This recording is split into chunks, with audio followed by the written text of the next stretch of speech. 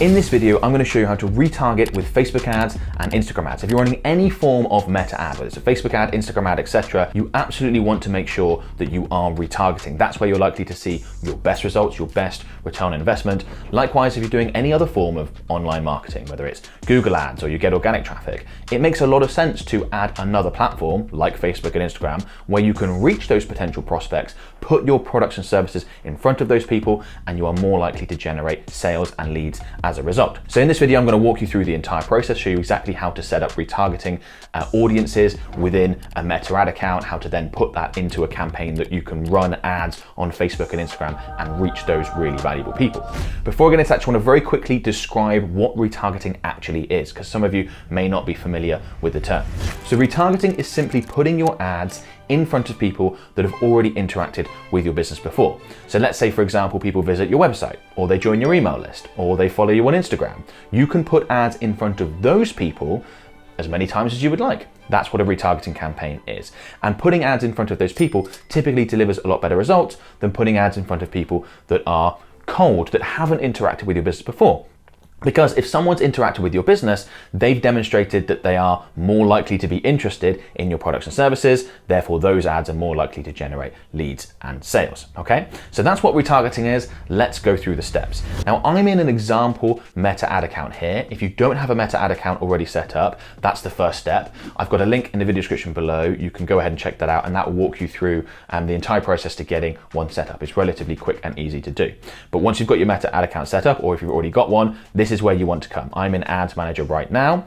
First, we need to create our retargeting audiences. We need to tell Meta, these are the groups of people that I want to retarget, that I want to put ads in front of again and again. And you do that by clicking on these three little lines up the top here. And then you want to select audiences. Now, audiences up in my shortcuts. If it's not for you, that's fine. You'll be in this Manage Business menu. You'll be able to find it down on the list there. Okay, so I'm going to go ahead and select audiences. And then assuming you haven't created any retargeting audiences before, you're going to see a page that looks very similar to this. If you have created some retargeting audiences, the page is going to look a little bit different, but you can still go through the exact same process that we're going to walk through. Now, in order to create a retargeting audience, we need to create what's called a custom audience. That's sort of meta speak for what we're looking to do here. So go ahead and click on this Create a Custom Audience button. And what we can see from this window that's just popped up is there are lots of different types of custom audiences that we can reach, which is great because different businesses might have different options. So there are two main categories. There's your sources and there's meta sources. Now, your sources refers to people that have interacted with your business outside of Meta, so outside of Instagram and outside of Facebook. So these could be people who have visited your website, people who have interacted with your app, people who have interacted with a catalog of yours, say on a Shopify store, a customer list or an email list. People who have interacted with your business offline. If people come into store or that's how they interact with you, then you can retarget those people on Facebook and Instagram as well. Then we've got meta sources, which is all the things that people do within the meta apps, Facebook and Instagram. So people who have watched videos of yours, interacted with lead forms, if that's a campaign that you've used in the past. Instant experiences, AR experiences, not something that people use a huge amount of yet, but probably will become more popular. On Facebook listings, things like Marketplace and stuff like that. People who have engaged with your Instagram account, people who have engaged with your events. You can set up events on Meta. People who have engaged with your Facebook page, and then of course, shopping for people who have interacted with, like if you've got a Facebook shop or something along those lines.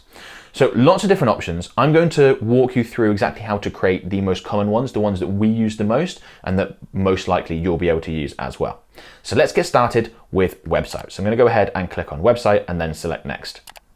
Now, in order to retarget people that visit your website, you need to have the Meta Pixel installed on your website because that's what tells Meta, that's what provides them with all the data that they need. So if you haven't already got your Meta Pixel installed, I'll include another link in the video description below. That'll be a full video tutorial on how to set up the Pixel, including all the extra stuff you need to do post iOS 14. There's a few extra steps. It's not that difficult, but once you go through the tutorial, you'll know exactly how to do it. So you need to get that set up. Assuming you have got that set up, then we can go ahead and create these custom audiences. Now, the default here is all website visitors. That's the event. But there's a few other options. So all website visitors is fairly self-explanatory. That's going to be a custom audience of everyone who's visited our website. But we could, for example, choose to only create a custom audience out of the people that have spent the most time on our website. So we do that by selecting visitors by time spent, and we can select the percentile 25, 10, or 5%. So we could go with something really quite specific, the people who have spent the most time on our website, just the top 5% of those, and retarget those, or we can keep it more broad. We can also retarget people who visited specific web pages. Select this option here. And you simply do this. You can see once I've selected this, we've got a different window down here. We could have URL contains. So for example, if I just enter in hats, let's say that we had a product range on our website all to do with hats. And we wanted to create a custom audience out of anyone who had visited a page on our website that has hat within the URL. Now for this to work, you'd have to structure your URLs correctly to include the word hats or hat, of course. And then we can then create that custom audience and just put ads in front of them to do with our hat range, let's say. We could then create a different custom audience out of everyone who had been on a page on our website to do with our shoe range. So we could come in here and say URL, delete that out, contains shoes. Again, provided that shoes was actually in our URL. We can also structure this slightly differently. Instead of contains, we could go with equals.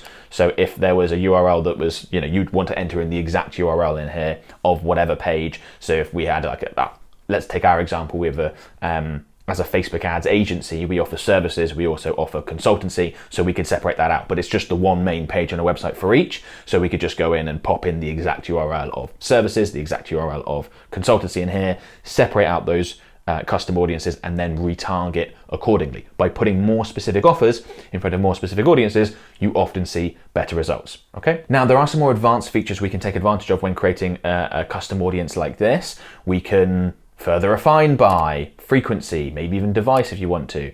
We can include more people, so other groupings of people. We can exclude certain groups. So let's say you had a multi-step sales funnel and we had people that, for example, sign up for a lead magnet, then they book a call, and then they purchase. Those are the 3 steps we want them to take. Well, for example, we could create a custom audience out of people that have signed up for our lead magnet by, let's say, they've made it through to the thank you page after you sign up for the lead magnet, but have not yet booked a call. So there you would come in and exclude people, and you could add in another section here, excluding people who visited a specific web page, and that page could be the thank you page after they book a call. So if you had, for example, a thank you page where it's like, thank you, call booked as your URL, just to help explain. So you would exclude those people because you don't want to say, go ahead and book a call with my team to people that have already booked a call. That wouldn't make any sense. So you can get really quite clever and sophisticated with that. That's just a quick little demonstration of how you might set this up, but I'm going to delete that out because I think most people should start with all website visitors and keep it really nice and simple. Meta is very good at working out the actions that people have taken and what people are likely to do if you've got your campaign set up correctly. So by going with all website visitors, you cast the net as wide as possible. You take advantage of everyone who has visited your website, or at least everyone that's been tracked successfully, and that's going to give you usually the best results. Yes, you could exclude purchasers. Yes, you could do what I just demonstrated and exclude people that have taken the next step on the sales funnel. Often Meta's going to work that out. So if you're a more advanced advertiser, absolutely use the advanced tools. If you're sort of beginner, intermediate level, just go with all website visitors and stick to that, okay? So the next thing we need to talk about is retention, and this applies to an all website visitor custom audience. It also applies to some of the more specific custom audiences that we just quickly covered. The default is 30 days, but usually for most businesses, I like to go with the maximum that is 180 days. Now, retention refers to how long does someone stay in this custom audience for. So if someone visits your website today, for how many days are they going to remain in that custom audience before they drop out? The shorter the time period, the smaller your custom audience is going to be. Now, the argument is that the shorter the time period, the warmer some of your prospects are going to be, because someone who visited 3 days ago is warmer than someone who visited 2 months ago. That's true. And therefore, a lot of people would advocate for just creating, say, 7-day custom audiences. You're only retargeting people that visited within the last 7 days. Here's the problem with that. Meta knows who visited within the last 7 days. They know who visited yesterday, etc., etc. So by going with 180 days, you capture all those people that have just visited, but you also get the people that visited a while ago that perhaps with a little bit of encouragement could be taken to the point where they're ready to become a lead or sale. Perhaps it wasn't quite right for them then, but it is now, and with a reminder, putting an ad in front of them, you're going to get that business. So I really like opening this up and trusting Meta with this, knowing they're going to primarily focus on people that have visited recently, but why miss out on someone that might be a really good prospect that visited 3 months ago, 4 months ago. So the longest you can go here is 180, and that's what I go for. Again, we can include, we can exclude, but we've already covered that. I would normally, for most people, particularly beginner and intermediate advertisers, you want to go with this setup. Audience name, let's just call these audiences something that's going to make sense to us when we come back in and check. So I would normally call this all website visitors 180. I wouldn't normally bother with a description unless you've got lots of different options and want to break them out. And then we can go ahead and create this. And we've got some information about this custom audience on the right-hand side. Obviously, we've got the audience name. Once you start using it, you'll have data in here. Obviously, we're not going to have anything in there yet. Estimated audience size would be interesting. So it takes a little bit of time for this data to come through. Here it says below 1,000. That's to be expected because this is an example ad account. Our pixel set up on like an example website that doesn't get much traffic that we just use for demonstration purposes. So that's exactly what I expect. But you should get an idea, usually, once it's had a bit of time to populate, of how big this audience is going to be. Okay? So let's go ahead and create another type of custom audience. So if we click on Create Audience and Custom Audience, and the next one I want to focus on is Customer List. Go ahead and select Next.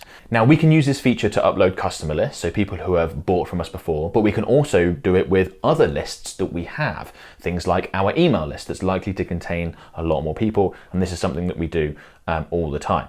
Now there's a few different ways to go about doing this, okay? If you've got a MailChimp account and that's how you store your information, it's very, very straightforward. You just go ahead and select import from MailChimp. Then I'm not going to go through the process here, but it's very straightforward. You just click log into MailChimp, select the audiences that you want, and then click import, wait 20 to 30 minutes, boom, they're in there, good to go, very easy.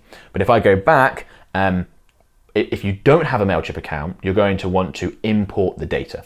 So whatever CRM or email service provider you are using to store information, maybe if you're just using Excel spreadsheets, you should be able to download, export a CSV or TXT file that you can then upload to Meta, and that's how we can put this data into the ad account. It can then be used to create the retargeting audience, and we can retarget those people.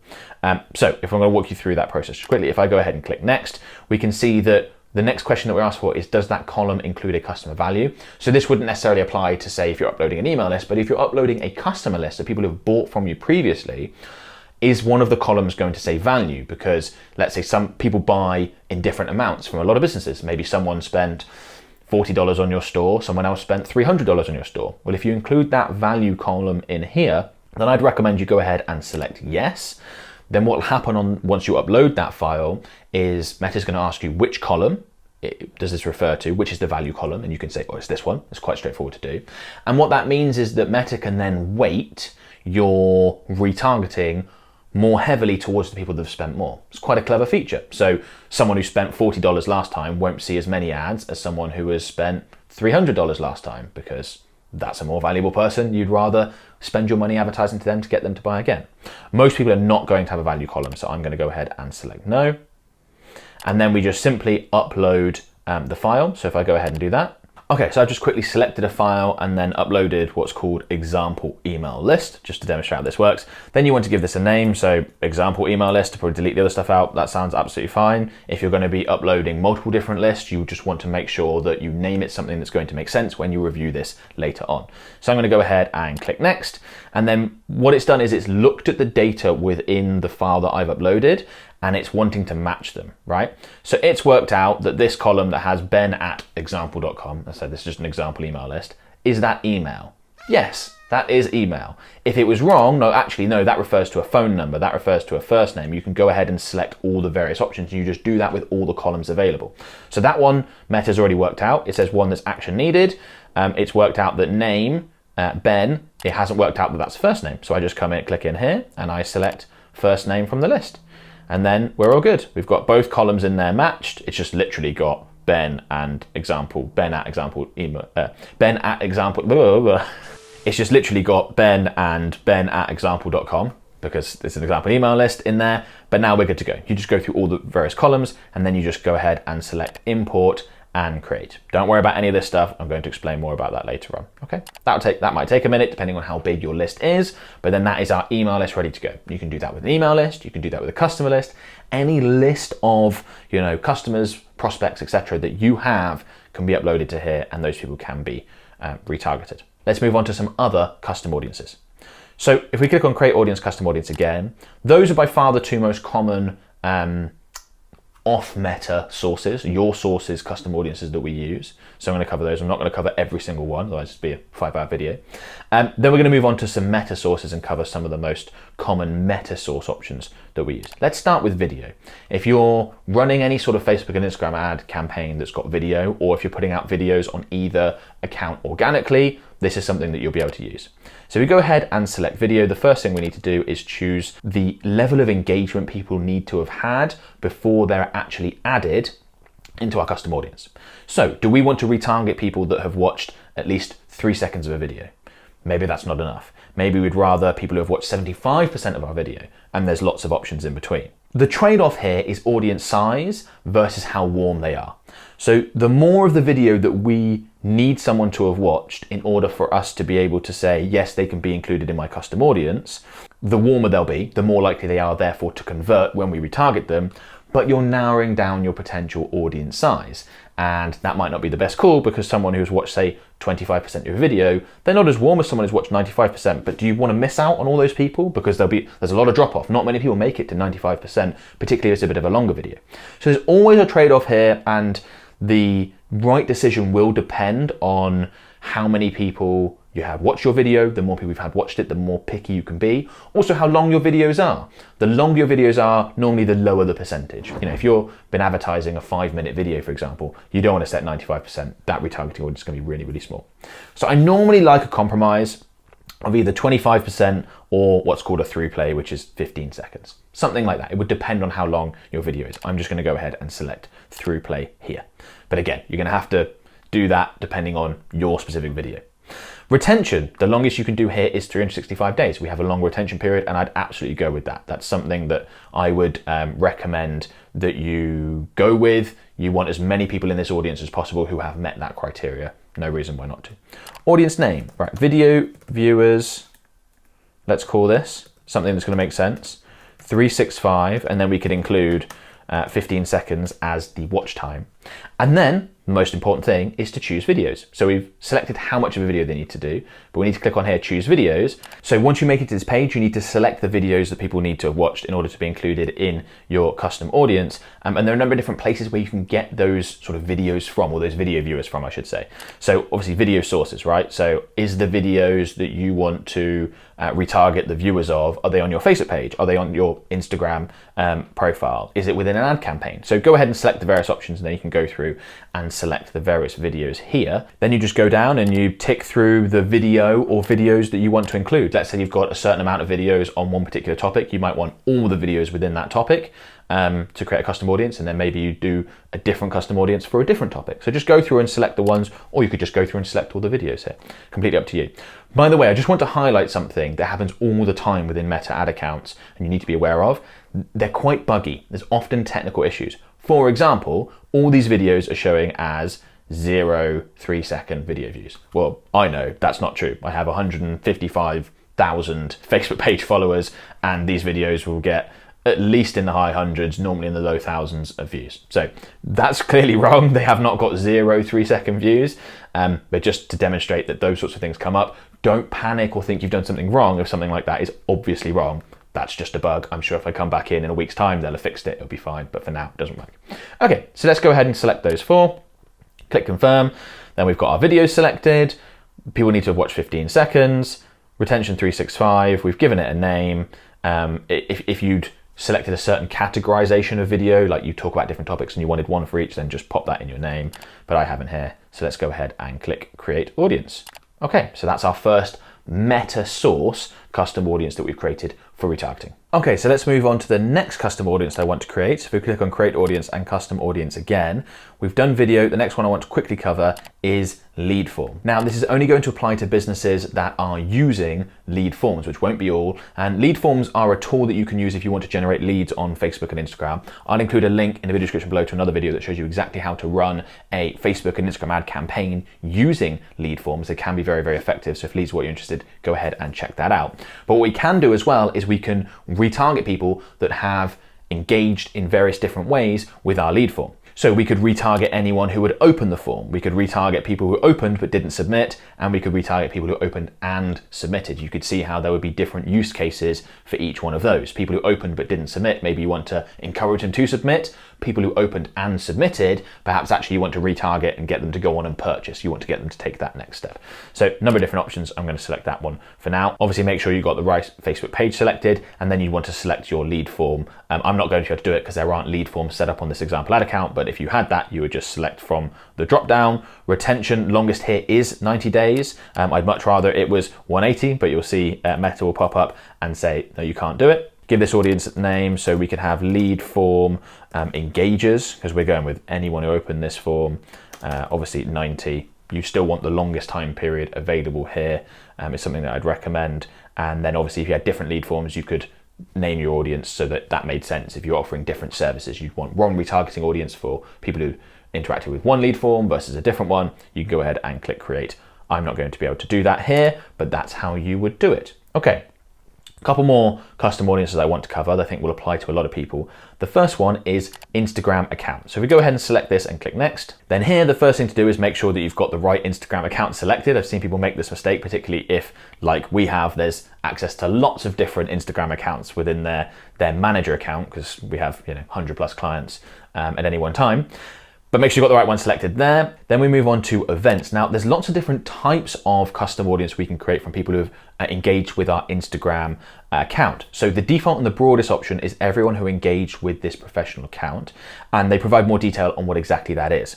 So we've got people who visited this profile, took an action on a post or ad, such as likes, comments, saves, carousel swipes, it's quite a low barrier to entry action, button taps, or shares. Now, button taps would include people clicking on the call to action button. It also includes people clicking on the see more button to read the text within, say, an ad, for example.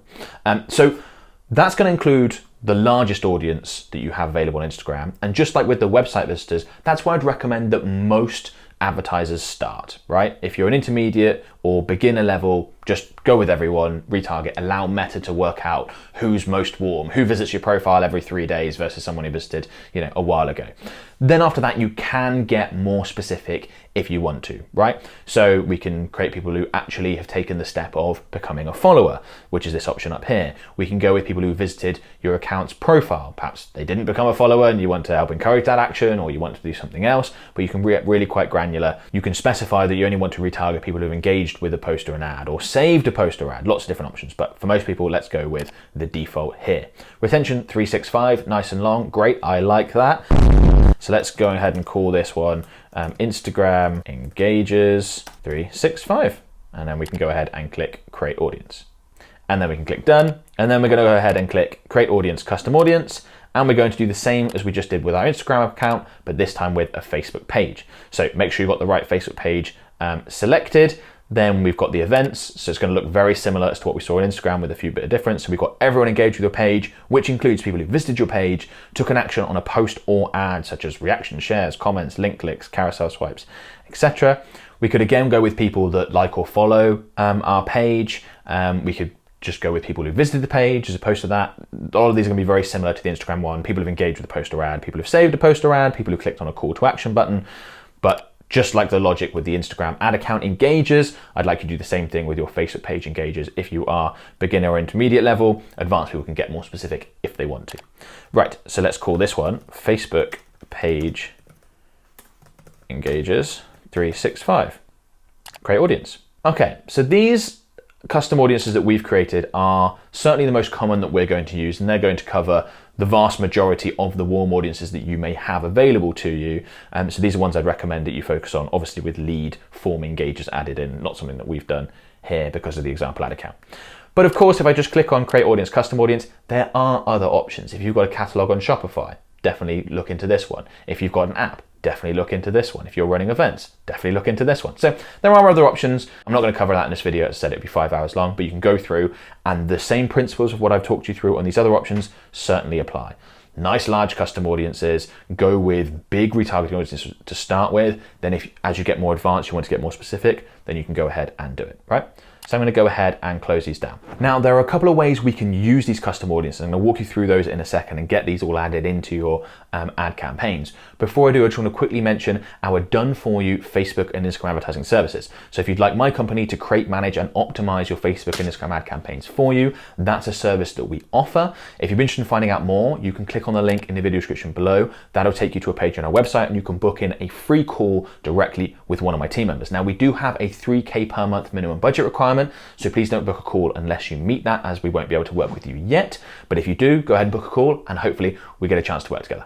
So now that we've got our custom audiences, as I said, there's a couple of things that we can do with these. So I'm going to show you how to set them up in an account in a second. But one thing that we can do that I want to quickly mention whilst we're here is we can use these custom audiences to create what's called a lookalike audience.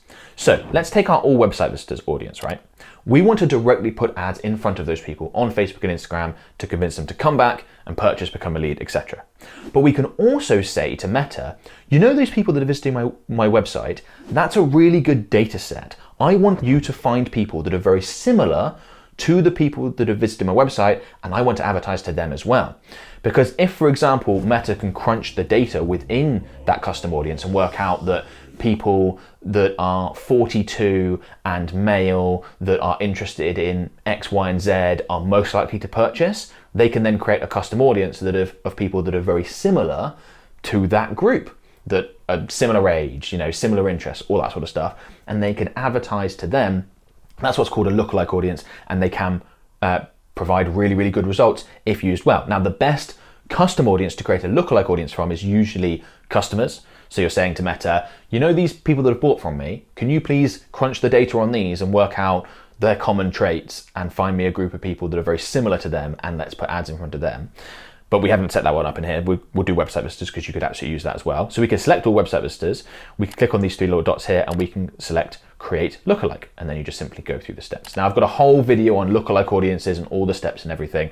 So you can find, again, a link in the video description below where you can go ahead and watch that full tutorial and go through it. I just wanted to quickly mention it here in case you were unfamiliar with the process or didn't know about that option, because it is a great option. Now, the next thing we need to do is actually put these custom audiences into an ad campaign. We've created the audiences, we need to set that up. So we click on these three little lines and jump back to Ads Manager. Okay, and because this is an example ad account, we haven't got anything in here, but we're going to go ahead and click on create.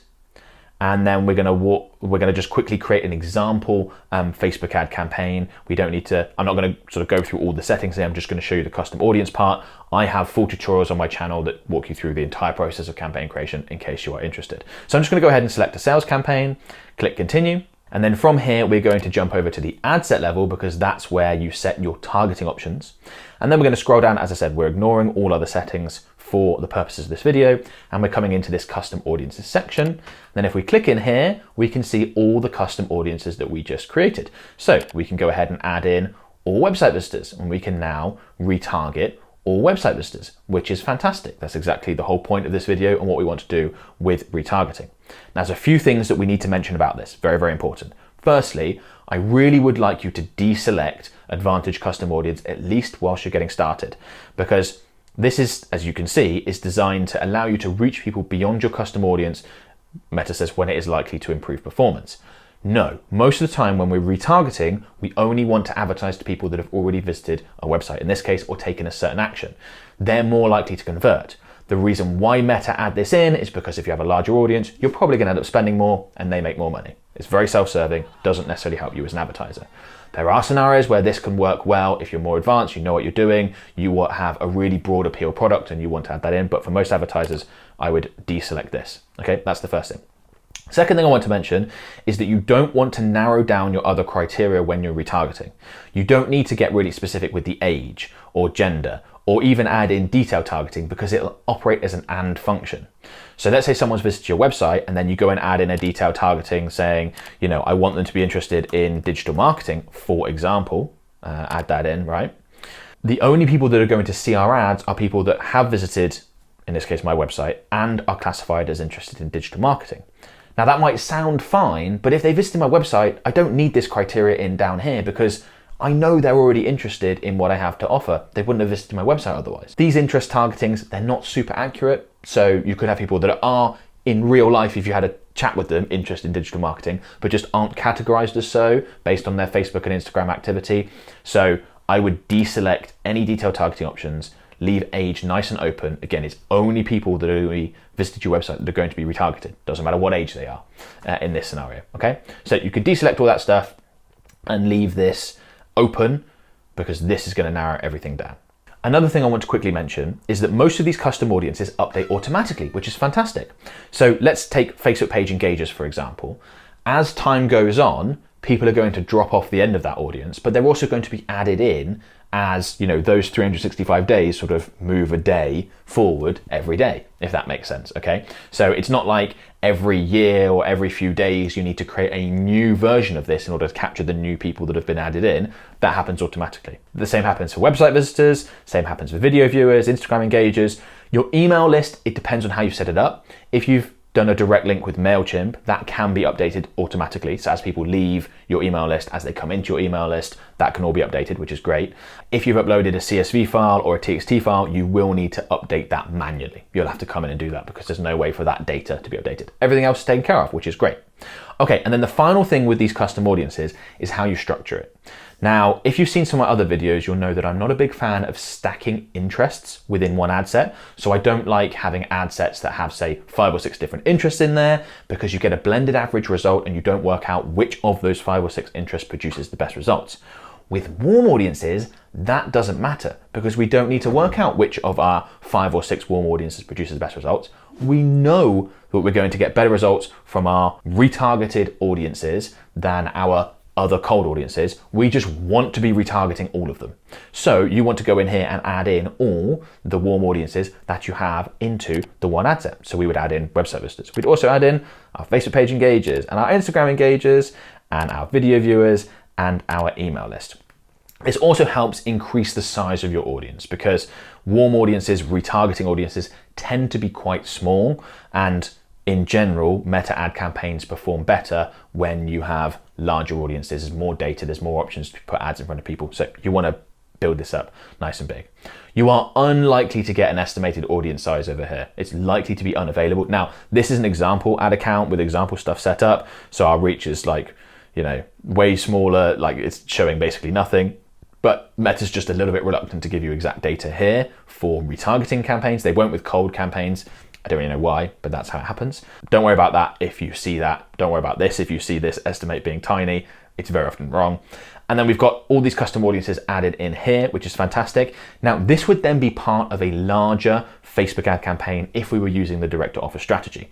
Now, if you're wondering how this ad set, this retargeting ad set, fits in with the larger campaign I just mentioned, I'd strongly recommend you check out this video. In this video, I walk through my Facebook ad campaign structure, how I would structure not only our retargeting setup, as we've got here, but how the cold audiences fit in around it. So it's not a very long video. Strongly recommend you check it out. I think you'll find it really, really useful. Go ahead and click here. And before you go, please go ahead and subscribe.